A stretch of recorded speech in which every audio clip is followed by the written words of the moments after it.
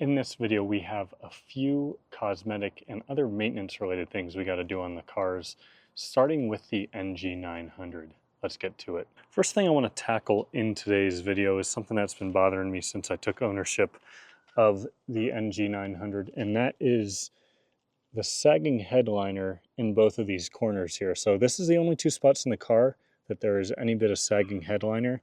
Obviously I never sit in the back, but whenever I look at the car from the side profile, it's kind of hard to see with the glare right now, but you can see we just have a little bit of headliner sag. It's a bit worse on this side. So in order to solve this, we should have a pretty easy solution, hopefully, and that's just some new spray adhesive to kind of re-adhere this to the roof of the car or the other part of the headliner. So the way this is going to work is we're going to hop back in here, put some gloves on, and we're essentially going to spray some glue on both the cloth side that you can see as well as the other half of the headliner.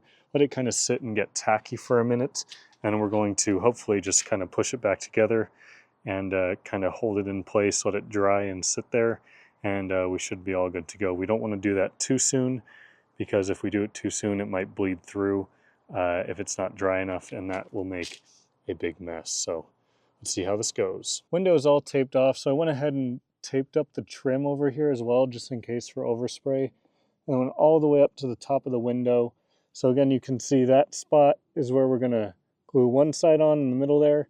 We're also going to put some adhesive onto the back side of the fabric that's hanging down. Now, unfortunately, something like this is going to be really hard to show you guys exactly what I'm doing. So you'll just kind of have to trust me here.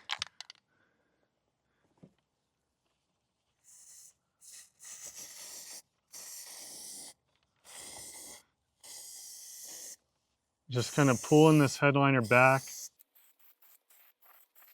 Got a decently heavy coat on there. Really strong fumes. Now we're just gonna let it sit for a minute, and then we'll slowly kind of use the back of my hand here to hopefully just press it on and see if it sticks.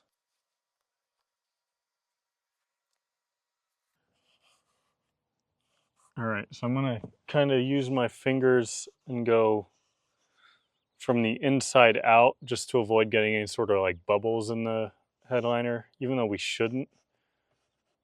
It's almost kind of like applying a vinyl wrap in some ways. I can feel at the back of my hand, it's not soaking through. It's not soaking wet, it's tacky enough to where I think we're pretty safe to be aggressive with putting it up here. And it looks like it's holding.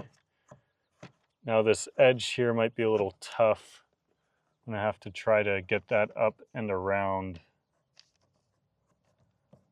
and get that to stay, but it looks like it's doing its job because I got enough adhesive on there. So I'm just using a couple fingers to push the little bit of excess fabric to wrap around here. All right, that is looking awesome. I'm gonna do the same to the other side, and let's get a close-up look and see how it turned out. Here is side number one. There's a couple little spots right there where it's not 100% perfect, but I would say that looked pretty good. More than good enough for me, at least. And then here is side number two, which was worse. The side you all saw on camera, and I think this turned out even better. I am so happy with how this turned out, and hopefully this lasts for a long time. But from the outside as well, let's take a quick peek. Yeah, no headliner sagging down now. That is a great win. Let's keep moving on with this video. Well, these seatbelt buttons on my new Gen 900 are a little thing that have been bothering me since I took delivery of this car almost a year ago. So I have two new plastic seatbelt buttons here. Let's get these removed and install the new one. So the way these seatbelt buttons mount is there's two little like square pegs here where the actual black part of the seatbelt goes into, and so I'm assuming I just need to stick kind of a pry tool in here and sort of pry that off. Oh, yep, there we go. There we go. That was not bad at all. I see there is a spring in there. Let's just put the new spring in there from the little kit I got. This was just from eBay.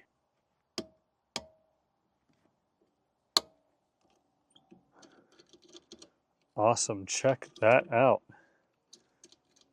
Nice and easy. So the way I got that in there is I just really had to push it down to compress the button, and then was able to push one side in at a time. Let's move to this side, which you'll probably be able to see a little bit easier. Try to keep my hand out of the way.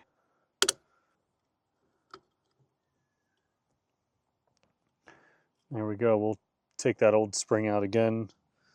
It looks like, you can see by looking at this, you might be able to see this on camera. There's 2 spots for springs. Not sure why that is,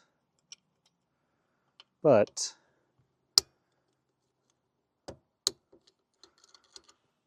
there we go. Let's buckle in our seatbelt.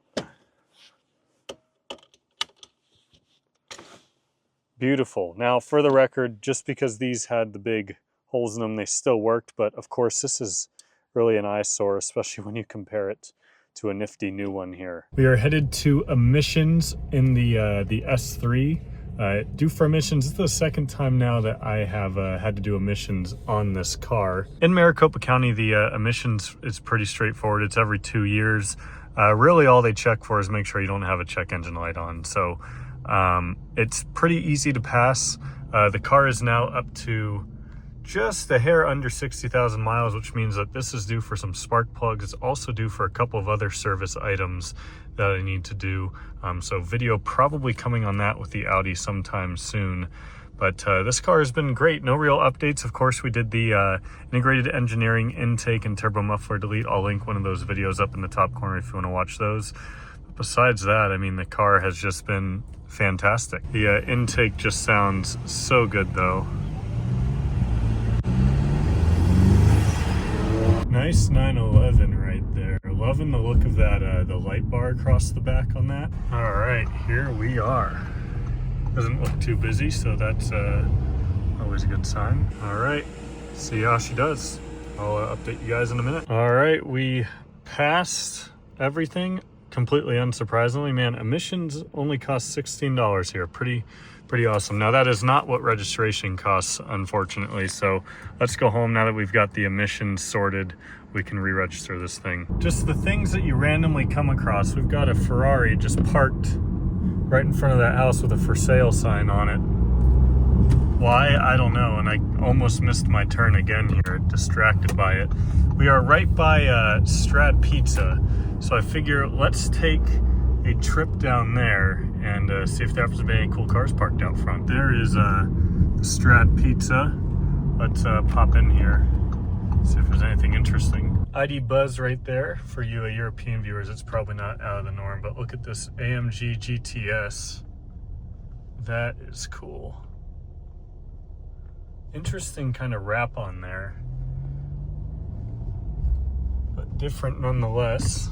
Looks like we've got a C7 Corvette parked here with some goofy looking doors on it, some Lambo doors, which is certainly a decision. Wouldn't be my choice personally, but hey, to each their own, I guess. There's the Strad Pizza storefront here. Looks like we don't have a ton. We've got the Strad Pizza 6x6, of course. That's always parked out here. This GT350, really nice. But it's kind of cool. Anytime you could come by this place and there might be cool cars just like that, just hanging out, because that's just kind of what this place is. It's a magnet for cool cars. Look at that 380 SL. That is different kind of cool. I did attend his last meet that he hosted here. He did a whole video on it, which was really cool to see. I was actually in the video, but that was a lot of fun. I'll put some photos on the screen of some of the cool cars that were there. It was just packed. It was super crazy. Just so many elite, just like top-notch cars, and as well as car YouTubers, which was really cool. All right, enough of this. Let's get home because we have some more stuff to do today. I have a couple of sticker decals here, similar to what I put on my NG900 when I bought that car. But as you can see, both of my badges on the C900 well, don't look very nice, and they've been that way since I bought the car few years ago. And so I bought a new hood badge for the car, like a new nice OEM one 3-4 years ago. But I don't want to put that on because, well, the hood has a dent, and at some point the hood will need to be replaced. And so because of that, I don't want to stick my nice new emblem onto here. And so I used the same resource I did for that car to get some custom printed stickers in the correct size for new badges on the front and rear. So these have been on that car now for about 8 months, sitting in the sun every day, and they still look awesome. So very cheap solution. I think it was like 13 bucks for 2 of these. Our front is 44 millimeters and the rear is about 49-50 millimeters. So let's get these both installed. So unfortunately, I think the measurements I was given by the wonderful people of Facebook are just not accurate, because I requested a 44 and a 50, and this is the 50. It's a little bit too big on both the front and back. The 44 is way too small on the front and back. So that is wildly disappointing. That at least looks half decent on the front, which the front's the one that I really wanted to sort out. It almost looks weird having a blue badge on it now, because it hasn't had a badge on it the whole time I've owned it, or at least a non-silver badge. But then you can see the 44. It's just way too small. So anyone has the correct dimensions, I think for now I'm just going to stick these on here because I can't really return them, and they're only a few dollars. And I think I'll have to order another set of stickers once I have that. Not the prettiest, but from here it looks solid, I guess. But we'll call that job done for now, and we'll probably revisit this in the future, but at least a good kind of temporary fix to get something on there. Well, there you all have it. Thank you so much for watching. Got a good bit of stuff done today. Audi is good and registered for another couple years.